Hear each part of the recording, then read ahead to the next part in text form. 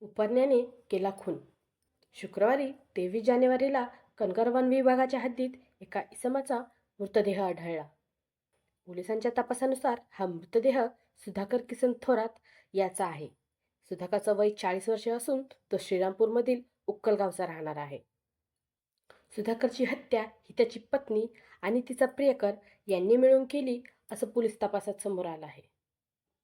सुधाकरची पत्नी हिच्या सांगण्यावरून तिचा प्रियकर ज्ञानेश्वर याने उपरण्याने गळा आवळून सुधाकरची हत्या केली असा उल्लेख त्याने केला आहे.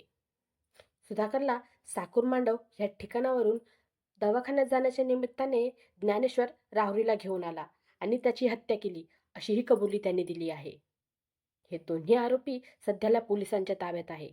त्यांच्यावर पुढील कारवाई सुधाकरचे पोस्टमॉर्टम रिपोर्ट आल्यानंतर होणार असं पोलिसांनी सांगितलं आहे.